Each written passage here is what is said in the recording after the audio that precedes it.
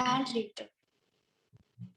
Quite India movement जब start हुआ उससे पहले का सिनेरियो हमने देखा कि क्या और कैसे हुआ। तो इंडिया में अलग अलग मूवमेंट्स चले, ठीक है, ये भी हमने देखा, लाइक नॉन कोऑपरेशन मूवमेंट, ठीक है, जब खिलाफत मतलब टर्की के खलीफा जो थे उन पे ब्रिटिश ने कुछ तोहमत लगाई थी, तो मुसलमान गुस्सा होके नॉन खिलाफत मूवमेंट जो चलाई थी गांधी जी ने, तो उनका साथ उसी वजह से दिया।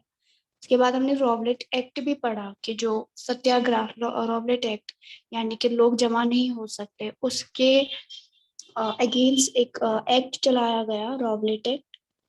तो वो हुआ था 1990 में, जिसके चक्कर में जलियांवाला बाग मैसेकर भी हुआ था, ठीक है।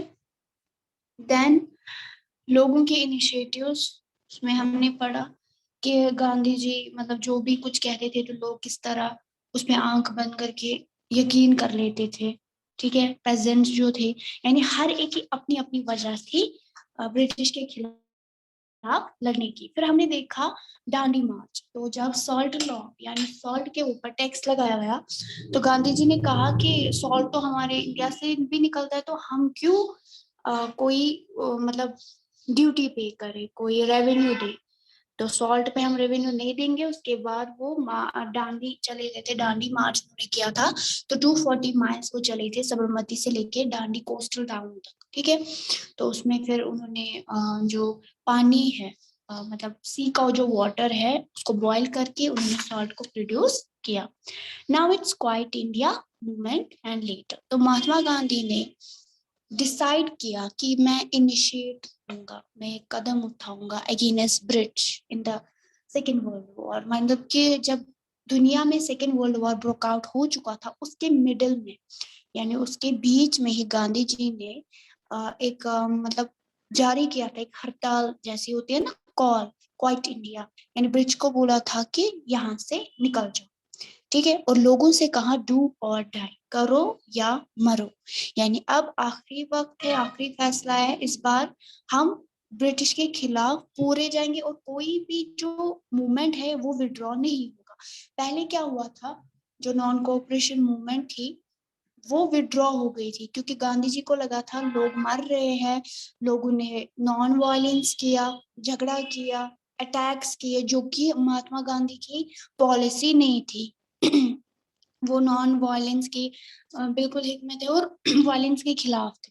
तो जब उन्होंने देखा कि नॉन वायलेंस की जो पॉलिसी है वो गलत हो रही है, तो उन्होंने कॉपरेशन को रोक दी थी, नॉन कॉपरेशन मूवमेंट जो है उनको रोक दिया था। तो यहाँ पे भी उन्होंने एक चीज बोली कि आप अपने एफर्ट करो, ब्रिटिश से फाइट करो, but you must not fight non violent. आपको नॉन वायलेंटली नहीं जाना है, मारना पीटना, झगड़ा, जलाना ऑफिसेस को, ऐसा कुछ नहीं करना है।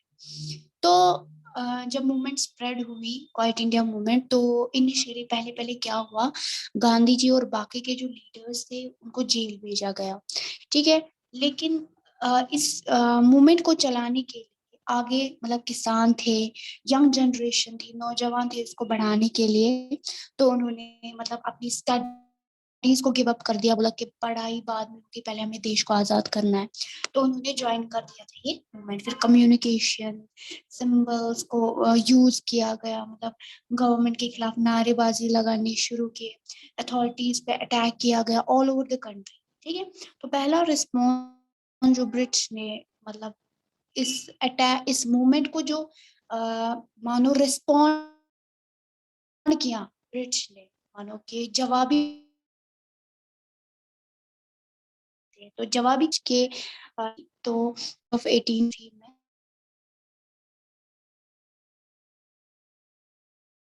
तो लगभग लगभग मारे गए लोग, ठीक है। उसके बाद बहुत सारी मतलब मेनी एरियाज में ऑर्डर्स दिए गए कि मशीन गन्स मतलब ऐसा कुछ यूज ना किया जाए, जो रिबेलियंस है, ठीक है। मतलब पूरी भीड़ पे मतलब आप लोग मशीन गन्स का यूज करते हो तो ऐसा नहीं होना चाहिए।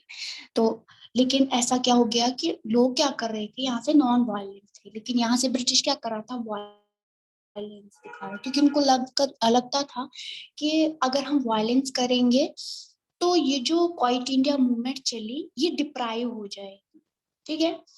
तो उन्होंने, ये तो ऑब्वियसली है, अब ये मशीन गन का इस्तेमाल कर रहे हैं, ठीक है। लोग ज्यादा प्रोटेस्ट, लोगों को लगता है कि प्रोटेस्ट से सब कुछ ठीक हो रहा है, मार्च से सब कुछ ठीक हो रहा है, एक जगह से दूसरी जगह लोग मिलते जा रहे हैं तो सब कुछ ठीक हो रहा है, लेकिन सब कुछ ठीक नहीं हो रहा है, सब कुछ वर्स्ट हो रहा है। तो जो भी ये ब्रिटिश जो लोग एक राज चला रहे थे, गांधी राज, तो उन्होंने अपना जो बोलते हैं ना घुटने टेकना, ठीक है, तो वो हो गया क्योंकि वो गन्स का सामना नहीं कर सकते थे। सो उसके बाद जब धीरे धीरे लोग इंडिपेंडेंस की ओर बढ़ गए, ठीक है, और इंडिपेंडेंस भी मिल गई, यहाँ से पार्टीशन भी हो गया, टुवर्ड्स इंडिपेंडेंस एंड पार्टीशन। तो 1940 में क्या हुआ, मुस्लिम लीग जो थी, यानी ये दूसरी पार्टी थी जो कांग्रेस के साइड बाय साइड चल रही थी, और उसको कौन हेड करता था, मोहम्मद अली जिन्ना। तो उन्होंने एक रेजोल्यूशन, एक डिमांड की इंडिपेंडेंट स्टेट की फॉर मुस्लिम्स, क्योंकि उन दिनों मुसलमान और हिंदुओं के बीच में कुछ भी ठीक नहीं था। तो उन्होंने कहा कि हम मुसलमानों को अलग स्टेट, अलग इलेक्टोरेट दिया जाए, ठीक है। तो वो चाहते थे कि मतलब कंट्री का पार्टीशन हो, नॉर्थ वेस्टर्न और ईस्टर्न एरियाज जो है कंट्री के, तो यहाँ पे सिर्फ मुसलमान ही हो। लेकिन उन्होंने ये नहीं कहा कि हमें पाकिस्तान बनाना है दूसरा ले, तो ऑटोनोमस अरेंजमेंट। तो ऐसा क्या हुआ कि इनको ये अरेंजमेंट, मतलब ये लोग चाहते थे कि अलग, ऑटोनोमस का मतलब अलग, ठीक है, इंडिपेंडेंस, मुस्लिम सब कॉन्टिनेंट्स के लिए हमें इंडिपेंडेंस चाहिए। ऐसा क्यों बोला इनने? तो फ्रॉम द लेट 1930s में क्या हुआ कि मुस्लिम लीग जो है, इन्होंने देखा कि वो जो मुस्लिम्स है उनको एक सेपरेट नेशन दिया जाए फ्रॉम द हिंदूज, क्योंकि इंडिया को हिंदुस्तान कहा जाता था, और वो ये मानते थे कि हिंदुओं का स्थान है जहाँ पे हिंदू रहते हैं, ठीक है। और ये जो टेंशन हो गई कुछ ग्रुप्स की वजह से, 1920s और 30s के बीच में कुछ ग्रुप्स की वजह से टेंशन रिलीज हो गई। तो उसी टेंशन की वजह से, जैसे होता है ना, कहा सुनी हो जाती है, जैसे कोई लाइक क्या बोलते हैं उसको, एक ग्रुप और दूसरे ग्रुप में लड़ाई उठती है, लेकिन नेशन का बंटवारा नहीं होता है, मत।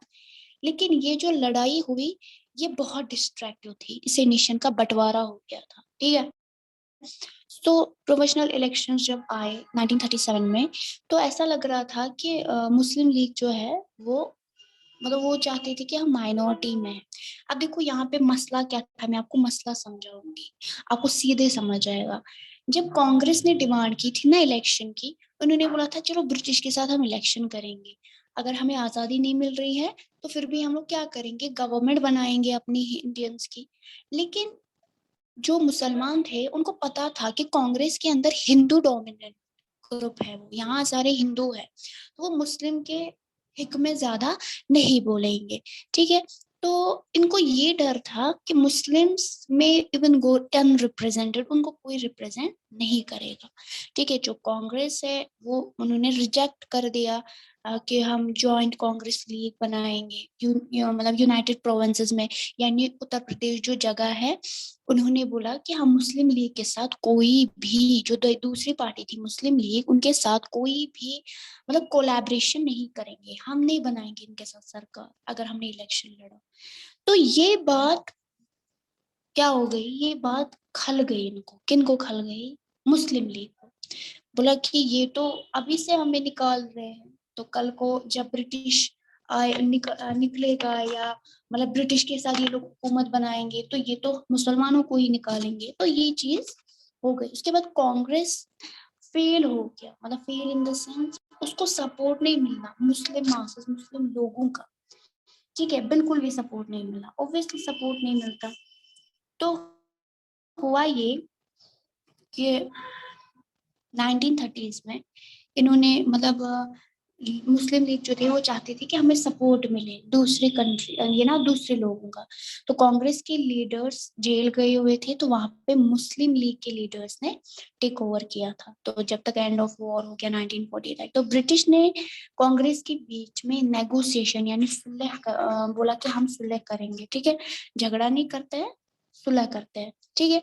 लेकिन यहाँ पे क्या हो गया कि मतलब जो टॉक्स इन द सेंस जो मीटिंग्स हुई, वो हुई कांग्रेस के बीच, मुस्लिम लीग के बीच में, ठीक है, मतलब इंडिपेंडेंस को लेकर, लेकिन वो टॉक फेल हो गई, ठीक है। तो वो चाहता था, मतलब यहाँ से कांग्रेस को लग रहा था कि मुस्लिम लीग चाहता है वो अपने ही में पूरा इंडिया ले ले, तो मुस्लिम लीग को चाहता था कि कांग्रेस सब कुछ हड़पना चाहता है, तो ये हो गया। कांग्रेस ने एक्सेप्ट नहीं किया कि बहुत सारे जो मुस्लिम्स हैं, मतलब उन्होंने ये क्लेम एक्सेप्ट ही नहीं किया कि हमें कोई सपोर्ट नहीं कर रहा है। उसके बाद जब इलेक्शंस फिर से हो गए 1946 में, तो कांग्रेस ने जनरल कॉन्स्टिट्यूएंसी डिक्लेयर की, यानी कि डिस्ट्रिक्ट वाइज, तो बोला कि नो रिजर्वेशन, मतलब कोई भी कम्युनिटी के लिए अलग रिजर्वेशन नहीं, कोई भी रिलीजन के लिए अलग रिजर्वेशन नहीं, मुसलमानों के लिए अलग इलेक्शन नहीं होगा, ठीक है, तो कोई अलग इलेक्शन अलग नहीं होगा।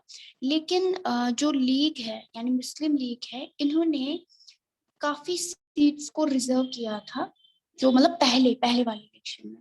तो इन्होंने डिमांड किया था पाकिस्तान के लिए, यानी अब हमें इलेक्टोरेट चाहिए। इलेक्टोरेट का मतलब सेपरेट स्टेट, सेपरेट कंट्री चाहिए, ठीक है। सो मार्च 1946 में क्या हो गया, ब्रिटिश कैबिनेट, मतलब ब्रिटिश मीटिंग बैठ गई, जहाँ पे 3 मेंबर्स थे, ठीक है, तो एग्जामिन कर रहे थे पूरे सिचुएशन को, बोला कि इंडिया को आप यूनाइटेड रहो, ठीक है। तो जो मुस्लिम मेजोरिटी है वो चाहती थी कि ऑटोनॉमी, यानी कि अलग स्टेट। अब मेजोरिटी अपनी बात मनवाती या माइनॉरिटी, यहाँ से हिंदू मेजोरिटी भी चाहते थे कि हम अलग हो जाए, लेकिन ऐसा नहीं हुआ कि मतलब देखो, जो ये मीटिंग बैठी तो ब्रिटिश भी वहां मौजूद था, तब अभी ब्रिटिश निकला नहीं था। तो जब इन्होंने मीटिंग में डिस्कस किया तो प्रपोजल रखा गया कि मतलब मुस्लिम लीग को भी कुछ बातों पे एग्री करना होगा, कांग्रेस लीडर्स को भी कुछ बातों पे एग्री करना होगा, तो उस हिसाब से क्या हो जाएगा, पार्टीशन के चांसेस कम हो जाएंगे।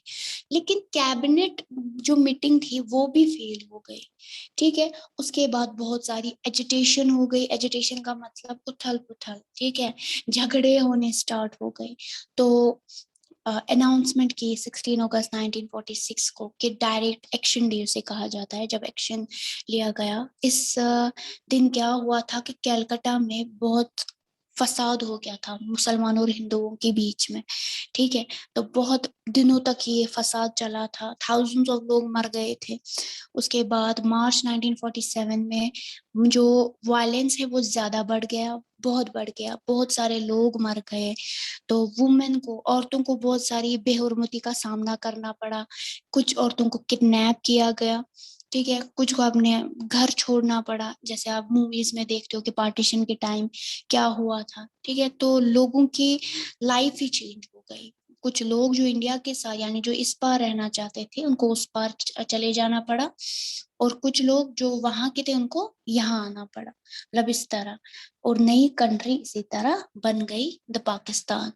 तो जो भी हम मतलब क्या बोलते हैं इसको, जो भी खुशियां मनाते हैं ये on the day of independence की, इस दिन क्या हुआ है, हमें आजादी मिली है ब्रिटिश से, लेकिन इसके साथ एक गम भी शामिल है कि पाकिस्तान के साथ पार्टीशन भी हुआ था, ठीक है। और पाकिस्तान बन गया था, मतलब पार्टीशन इन द सेंस कि पाकिस्तान बन गया था, अदरवाइज उससे पहले पाकिस्तान नहीं था।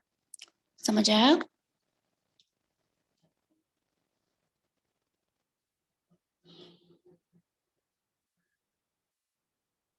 समझ आया? Yes ma'am. ओके। तो आपका होम टास्क है नेशनलिज्म इन अफ्रीका। इस चैप्टर के क्वेश्चन आंसर्स मैं आपको व्हाट्सएप कर दूंगी, ठीक है। तो इस चैप्टर को आप रिवाइज अच्छे से करिएगा। एंड हैदर, आप रोज नहीं आते, क्यों? वजह क्या है, जरा बताइए मुझे। फोन अवेलेबल नहीं होता है आपको? अब ये मत बोलना कि फोन अवेलेबल नहीं होता है।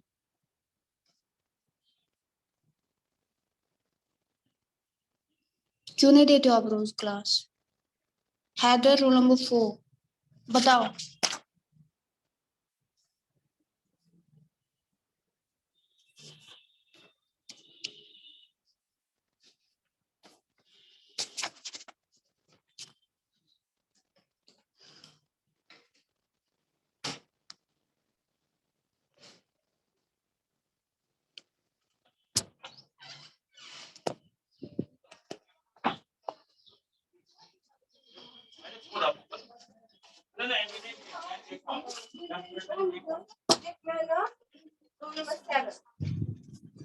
No, 7.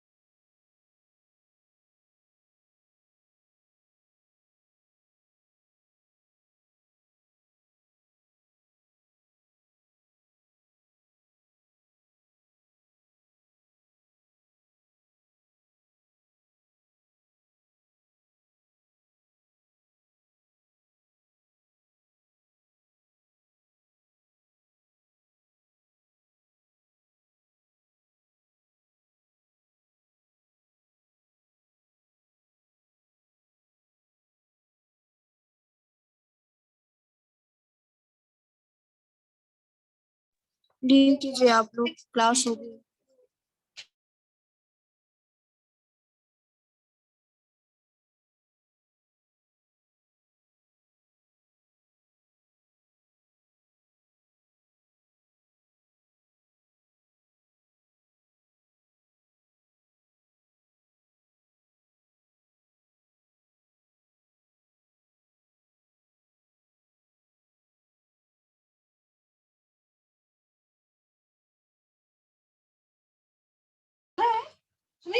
लीव कीजिए हादिया, हैदर।